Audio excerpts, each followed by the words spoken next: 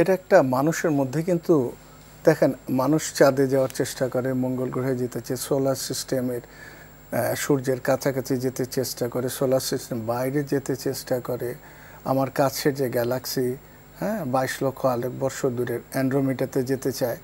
এটা কি সম্ভব কিনা? সম্ভব অসম্ভবের ব্যাপারটা একটু পরে আসবো আমি। তার আগে বলি যে আমাদের যে একটা গ্যালাক্সি 3C295, এই গ্যালাক্সিটা 4.6 বিলিয়ন লাইট ইয়ার দূরে আছে। এই গ্যালাক্সিটা সরে যাচ্ছে কিভাবে? প্রতি সেকেন্ডে 90,000 মাইল পার সেকেন্ডে, আলোর গতির প্রায় অর্ধেক। আপনি দেখেন এই গ্যালাক্সিটা সরে যাচ্ছে।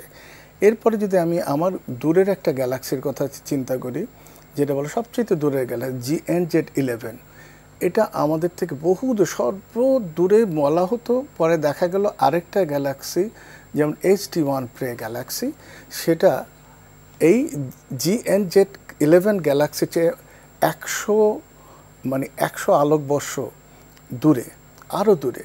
এখন এই গ্যালাক্সিটা সরে যাচ্ছে 295 মাইল পার সেকেন্ডে, 295 kilometre per second. That is close to the speed of light. তাহলে আপনি যখন দেখেন, বিজ্ঞান বলে আমি টোটাল ইউনিভার্সের 10% কিন্তু অবজারভেবল, বাকি 90% আউট অফ রিচ, আমি দেখতে পাই না। ধরে নিলাম 90% বাইরে। এই যতটুক দেখতে পাই সেই গ্যালাক্সির, দূরের গ্যালাক্সি স্পিড যখন এখন আলোর গতিতে, আমি যদি আলোর গতিতে রাইট নাও জার্নি শুরু করি, আমার পক্ষে কি সম্ভব অত দূরে যাওয়া? দ্বিতীয় প্রশ্ন, আলোর গতিতে মানুষ কি মুভ করতে পারে? আলোর গতিতে মুভ করলে কি হবে তার অবস্থা? আমরা এই ব্যাপারটা পরে আলোচনা করব। তাহলে আমি দেখি যে সম্ভব কিনা।